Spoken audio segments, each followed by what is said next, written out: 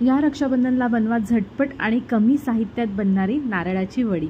ही नारळाची वडी बनवताना तुम्हाला जास्त काहीही जिन्नस लागत नाही, त्याचबरोबर जास्त मेहनतही लागत नाही। ही वडी फक्त 10 मिनिटांमध्ये बनून तयार होते। तर चला पटकन रेसिपीला सुरुवात करूया।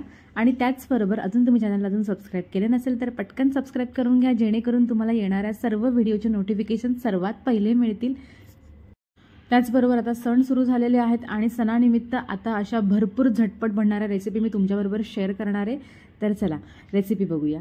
तर सर्वात पहिले इथे मी कढई घेतलेली आहे। कढईमध्ये आपल्याला दूध घालून घ्यायचे, दूध आणि त्यामध्ये आपल्याला घालायची लगेच साखर। आता दूध आणि साखर आहे ना आपल्याला कंटिन्यू अशी हलवायची आहे, म्हणजे अजिबात गॅस तुम्हाला इथे फास्ट करायचा नाहीये। आता हे दूध आणि साखरेचं मिश्रण आहे ना ते तुम्हाला कंटिन्यू असं ढवळत राहायचं, जेणेकरून आहे ना आपलं दूध फाटणार नाही आणि थोडंसं ना याचा ना ट्रान्सपरंट कलर येईपर्यंत आहे ना असं कंटिन्यू ढवळत राहायचं।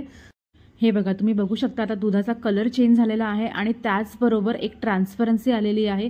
हे बघा अशा प्रकारे ना दूध आणि साखरेचं मिक्सचर झालं पाहिजे, तोपर्यंत तुम्ही हे कंटिन्यू असंच ढवळत राहायचे। आता ह्यामध्ये मी घालते थोडीशी वेलची पावडर। वेलची पावडर घातल्याच्या नंतर आपल्याला पुन्हा एकदा हे असं 1 मिनिट ढवळत राहायचे, जेणेकरून वेलचीचा संपूर्ण फ्लेवर जो आहे ना तो दुधामध्ये छान असा मस्त मिसळला गेला पाहिजे। आता ह्यामध्ये मी घालते नारळाचा किस, जो मार्केटमध्ये रेडीमेड तुम्हाला अवेलेबल मिळतो। तुम्हाला घरी नारळ आणून खवायची काहीही गरज नाहीये।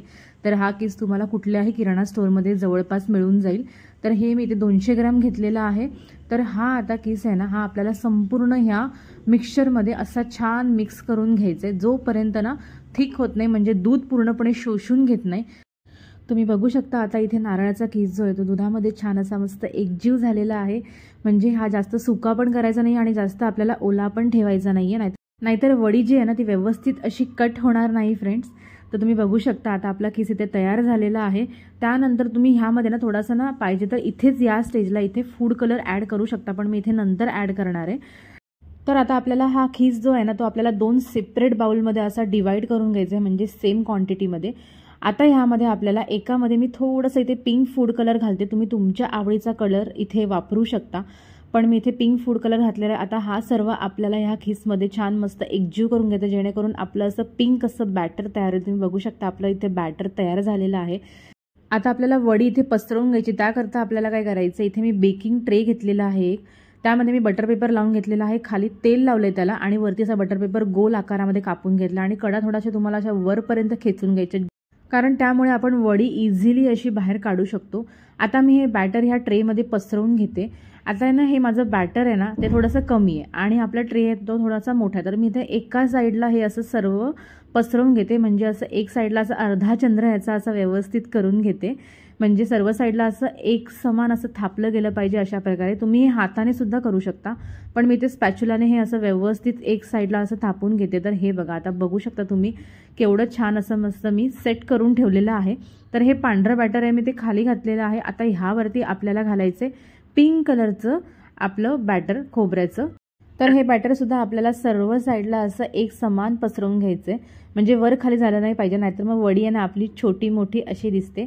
तर हे बघा आपलं बॅटर छान इथे पसरवून झालेलं आहे। आता माझ्याकडे होते थोडेसे बदामाचे काप, तर मी बदामाचे काप पण याच्यावर थोडेसे डेकोरेशन करता घालून घेते, त्याच्यामुळे आपली बर्फी जी आहे ना ती खूप अशी सुंदर दिसते। बर्फी म्हणा वडी म्हणा तुम्ही काही याला म्हणू शकता। त्याचबरोबर मी ह्यावर घालते सिल्वर वर्क, तो हे बिलकुल ऑप्शनल आहे, जर तुमच्याकडे नसेल तर तुम्ही हे स्किप करू शकता। तर मी ते सिल्वर वर्क घालते। आता ना मी मार्केटमधून एक बॉटल आणली होती, त्यामध्ये छोटे छोटे असे तुकडे होते, त्यामुळे हे असे ना मी हे बटर पेपरने वरतून असे पसरवून घेते। तुम्ही ह्या जागी ना अशी पूर्णची पूर्ण शीट मिळते, त्यामध्ये ऑलरेडी बटर पेपर असतो, तर ती तुम्हाला फक्त अशी लावायची आणि ह्याच्यावर अशी पसरवून घ्यायची। तर हे बघा आता मी सर्व साईडला सिल्वर वर्क जी आहे ती व्यवस्थित पसरवून घेतलेली आहे आणि फक्त 10 मिनिटं ह्याला आपल्याला फ्रीजमध्ये सेट करायला ठेवायचे। त्यानंतर तुम्ही बघू शकता आपली वडी केवढी सुंदर तयार होते। तर हे बघा आता मी ते कापतेय, आपली वडी बघा इझिली कट होते, तुम्ही बघू शकता अजिबात मेहनत लागत नाहीये वडी कट करताना। तर आपली वडी झटपट बनणारी तयार झालेली आहे। तुम्ही या रक्षाबंधनला ही वडी नक्की घरी बनवून बघा। तुम्ही आता बघितलंच खूपच कमी साहित्यात आणि खूपच कमी वेळामध्ये आपली वडी तयार झालेली आहे, ती पण फक्त 10 ते 15 मिनिटांमध्ये आपली वडी बनवून तयार होते। तर तुम्हाला रेसिपी आजची कशी वाटली हे मला कमेंट करून नक्की सांगा आणि त्याचबरोबर व्हिडिओ आवडला असेल तर जास्तीत जास्त शेअर करा, जेणेकरून मला सुद्धा मोटिवेशन मिळेल।